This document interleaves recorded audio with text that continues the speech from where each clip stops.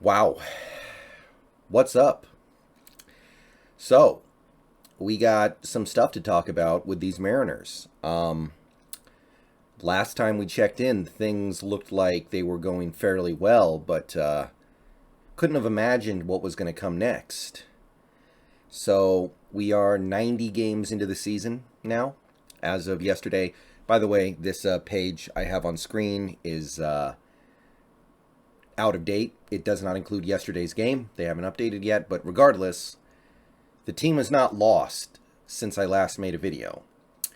The team has gone on an 11-game win streak now. They are 48-42, currently holding a wild card spot in the AL, and their playoff odds are above 60%. After yesterday's game, it might be around 65%. I don't know. We'll see how it breaks out. Toronto is fading, which is going to help, but Baltimore is kind of running a train on things right now, so we have to watch out for them. Regardless, forget about all that. Forget about the other teams. Forget about playoff odds. Just focus on what the team is doing. And I definitely didn't think we were going to be here. Now, you can go back several Mariners videos, and you can see that even when the season was going bad, I conceded that this probably wasn't our year, but I did continue to say that I can't give up on this team completely because I can see where they can be good. I can see where this roster can come together and be one of the best teams in the AL. The pitching was, even when the team was 10 games under 500, the pitching was largely outstanding. The starting rotation was great. The bullpen was, it made us nervous at times. I looked at it at several points earlier in the season and thought we needed to go get somebody, but everybody who has needed to step up has stepped up. And our defense, after some early foibles, was actually the best in the league. So I looked at it and I went, I can't give up on a team that has this much going for it. We have a great rotation, an elite bullpen, and the best defense in the league. All we need are the bats to wake up, and we've got guys coming back from injury. So even when things were terrible, I didn't give up, but I didn't see 11 wins in a row. I didn't see rocketing to a wild card spot. I didn't see us potentially going into the All-Star break with 50 wins. But we're a few games away from potentially being in that spot. So it's pretty obvious how it's happened, right? Like, I just kind of outlined it for you guys, right? The pitching was great, starters and relievers. The defense was great. Those things have all maintained. It's just been about this offense. And it's not like the offense has been amazing, but they've gotten a lot better in high leverage situations.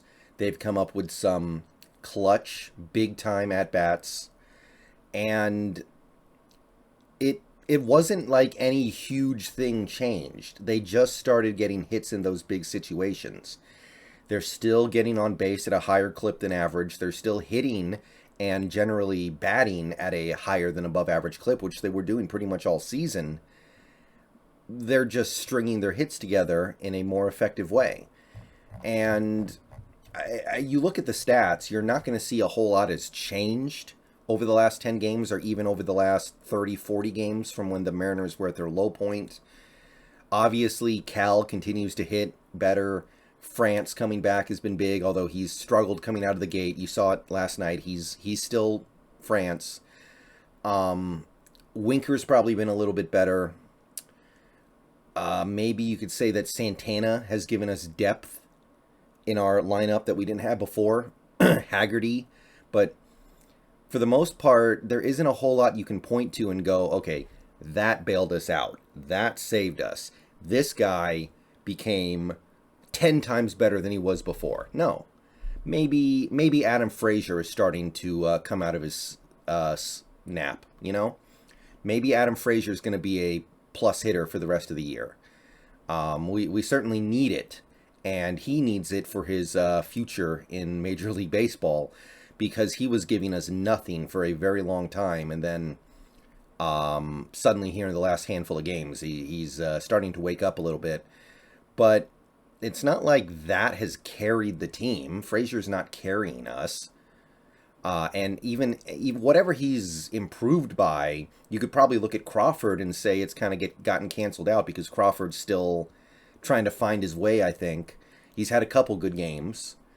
But overall, I don't think you can point to any one guy and say, this guy has bailed us out. This guy has saved our season. Maybe some people are going to say Santana, but he's had 55 plate appearances. That's not enough to turn a team's season around. So what we're really just seeing is getting it done in crucial situations. And there have been several games in this last 10-game stretch where we had no business winning, and then we find some crazy way to pull it out by coming up with the big plays in big situations. So to me, that's what this run has been all about. Now, the good news is things are going to get better. I mean, you look at this team right now.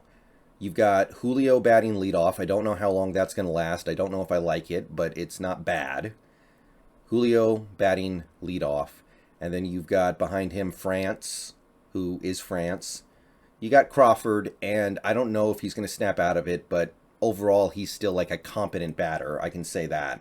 Maybe he gets bumped down in the lineup a little bit at some point, but he's become a more than competent hitter, even at his low point. And then you've got Winker, who is waking up, Suarez, who has been consistently solid for us. You've got Cal, who has now become a fairly reliable power hitter for us. And then you've got Santana, who it's a small sample size, right? But maybe. And you're going to start seeing some of the guys at the bottom of the lineup, the guys who are not helping, who aren't playing that well, like Toro, Luis Torrens, these guys who are really just not doing anything for us. They're going to get pushed out. They're not going to get very many at-bats. You're going to see Upton probably not even on the team anymore because he's given us very little. He's given us that one home run that helped win one game. And other than that, he's basically been a significant net negative on the team. And you get Haniger back, you get Lewis back. Upton's not even going to be on the team. You're going to see less of Sam Haggerty, and Haggerty's played pretty well. His Ops Plus after yesterday's game is probably going to be about 100, so he's doing his job. He's been good on the base paths. He's been pretty good in the field. And Dylan Moore's been pretty good too, which better than I would have expected for sure, given what I saw from him last year. But you're going to see those guys get pushed to more of a reserve role when Haniger comes back and Lewis comes back. Lewis should be back after the All-Star break. Haniger probably later in the month, maybe early August. In fairness, we don't know if those guys are going to come back and give us anything. But don't forget about Trammell either. Trammell was actually playing very well, I think, before he got hurt. So if he can come back, you're going to start to see a lot of these dead-end at-bats dry up. And I'm not even going to talk about Kelenic, who is playing pretty well down in the minors right now. We can leave him down there unless there's like an emergency situation. But don't be shocked if Kelenic comes back this season and makes his presence felt in some way on this team. As of right now, I would say it doesn't look like we're going to need it, but it's nice to have it in the back pocket. So a lot of these at-bats you're seeing going to guys like Toro, Torrens, Upton. They're going to go away, and this lineup has a chance to be special. And that's really all there is to say about this team. I mean, I could talk about the rotation, but it would just be continuing what I've been saying before. Robbie Ray hasn't really done anything bad since, God, I mean, how many games ago was it he actually had that mediocre start against Houston that he got the win in anyway? That was a while ago. Yeah, Logan's not pitching as perfectly as he was earlier in the season, but I got nothing bad to say about him. He's still having a great season. It was never tens. Marco finally had a bad start last night, but he held it together and got the win. And I mean, yesterday's game is just a perfect microcosm of everything this team is about, everything this team is doing. They have every reason to just roll over and let down after winning 10 games in a row, They're coming off a doubleheader. They got into Texas at like 3 a.m. They're playing Texas's best pitcher, Perez. And Marco goes out there and looks like he's throwing batting practice for 2 innings, just getting destroyed. How do we win that game? It's incredible that we find a way to win that game. It's almost unthinkable. I had basically given up on that game. And, I mean, I hadn't stopped watching it, but I had basically mentally gone, okay, this is probably not a game we're going to win. And the team, I mean, Marco pitches a really effective last 4 innings, I think, and the bullpen does great, and then the offense just chips away. It's just the perfect microcosm of how phenomenal this run has been and how great it's been to see this team reach their potential. And even though I knew it was always possible that they could reach it, I wasn't overly confident they would. So it's beautiful to see. I could talk about the bullpen, but I mean, it's been beyond a best case scenario. It has been beyond the best case scenario. Everybody just being the best version of themselves, pretty much. I know Murphy got dotted up a little bit in the National Series, but I mean, he still did his job. It's a good time to give up a 3-run home run when you have a 5-run lead, I guess. Munoz has settled down. Sewald has come back really well after blowing the Tampa game. Castillo has been basically picture perfect. It's gotten to the point where it doesn't even really matter that much that Brash doesn't look like he's solved his control issues. Like Brash is out of control right now. I don't think we can keep him around in the bullpen, but it doesn't even really matter because we have so many guys who are good.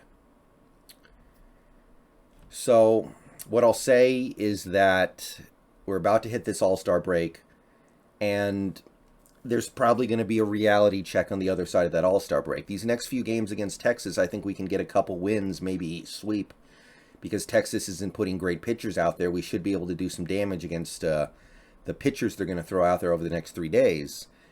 There's a very good chance that after the All-Star break, there is going to be a reality check. We're playing the Astros and the Yankees like 13 times in the first 3 weeks after the All-Star break. Those are probably, I don't know if they're the 2 best teams in the league, but they're certainly the 2 best teams in the American League. So probably going to take some losses, might even get roughed up, and we're probably going to come out of that stretch feeling significantly worse. But the schedule after that really clears up. It's not so bad down the stretch. You're going to need probably Toronto to keep fading because you want to stay in front of them, obviously. It would really help if the Red Sox started fading because they own the tiebreaker on us.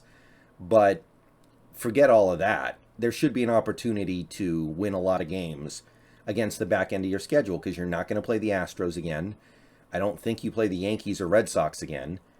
I think you're done with those teams. You're going to play a lot of games against Oakland, the Angels, who have gone into a tailspin, and I still think you have a handful of games against Texas, and they're okay, but there's an opportunity to get a lot of wins there without having to suddenly be better than the Yankees or Astros, and believe me, that is not realistic. I'm not expecting that. Nobody should. The Astros and Yankees, they have a lot better players than us. They have a bigger payroll than us. It is what it is. But this team can still be a playoff team this year.